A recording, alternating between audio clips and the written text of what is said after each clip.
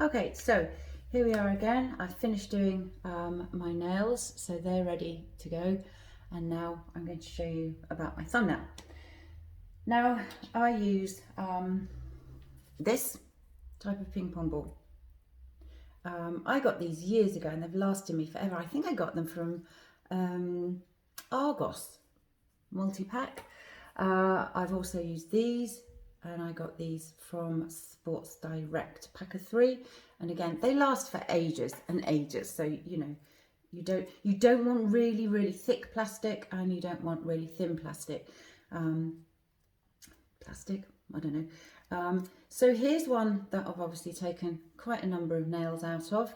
First of all, I'll cut the ping pong ball in half, and then rather than cut a chunk off, I'll put a little half moon about the same size as the half moon on my nail, and then insert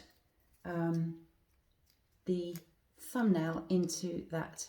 Can you see here how I can do that so that this just slots in like this? Now, if I weren't using this one, I would just cut, as I say, a half moon to that. Then what I do, you don't have to do this, everyone has their own way, is I draw around that nail. Now this gives me an idea of the nail that I've got. I don't know if you can see that, where I've drawn around it. Now I'm going a bit close to this edge here, so I might not get enough length on that. So what I'm going to do is just cut out a half moon here. And you don't have to be too precise. You'll just trial and error and pop your thumb in. So obviously not big enough there. So just have a little go. I'm using curved scissors here. Okay, so what I'm going to do is slightly big curve there, but I'm going to take it from here.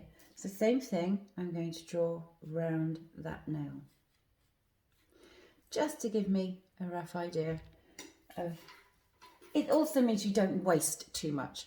So if I now cut from here around, let's do it this way, around this, but I'm cutting outside the pencil mark by quite some 1.5 mm, maybe even 2 mm, to make sure I have plenty to play with once I stick that on. So you can see here, I now have, can you see how far I've cut outside the pencil marking? So I'm just going to now file off that pencil mark, and this is a really fine file, again another one I came across when I was doing my nail course, which by the way I never finished, but I did learn an awful lot. Right,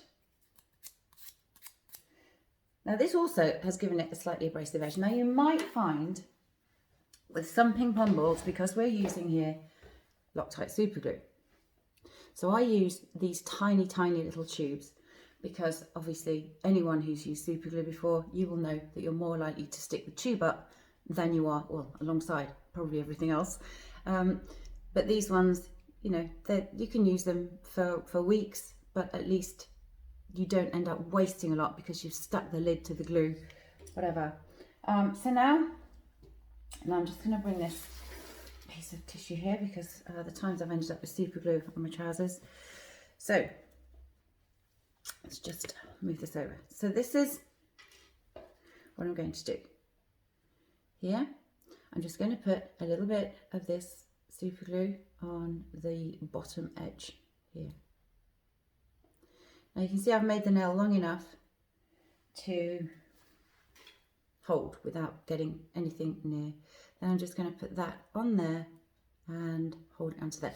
Now, super glue can melt plastics, so you have to be careful not to put too much, like if you're filing the surface of that to get the pencil off, or you're just trying to make it just a little bit so there's more contact.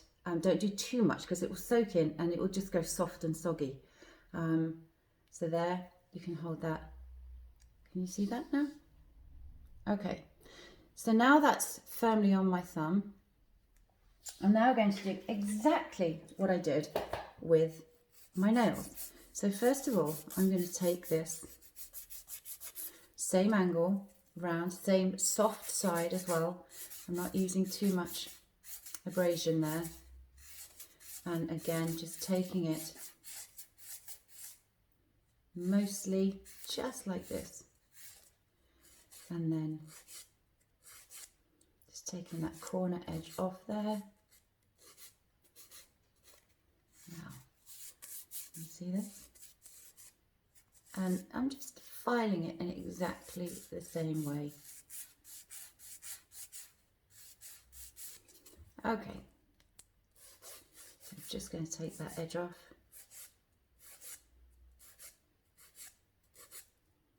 Now, nail shape. The thumbnail for me is probably, in actual fact, my longest nail. But it's quite spade shaped, although there is a slight angle here. But I do like this side to be long. Now, it's really difficult to get a good thumb technique. And you need to use your thumb as a finger from here to here, and use this joint here as well at times, so that you're not always using the side and never hitting the nail. So good nail shape and a good nail length, really important. Once again, and don't stop there. Nope, file it, shine it. Make sure that your thumbnail is as polished and as looked after as all of the rest of your nails, so that you can ensure that you have a really good sound. Again, what you want is the largest playing area that you can get. So when you're using your thumb, chances are you'll start hitting the string here and it will come off at this side of your nail.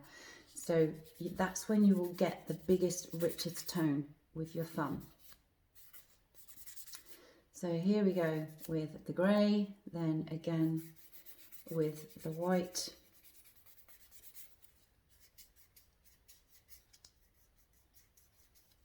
And you can see this is nice and firm. There's nothing going to shift that. And then finally with the grey. So I'm just going to shine all of that around. You can see there. There's my thumbnail. Oh, well, there you can see the shine on the top that I was talking about before. That is what I have done to the edge of all of these nails here. And now, of course, my thumbnail. You can use very fine grades of wet and dry sandpaper. You can also buy these in bulk and then just cut little bits off, fold them, use them as a file. Everyone has their own way. There is no right or wrong way. This just happens to work for me. So there you go. Good luck.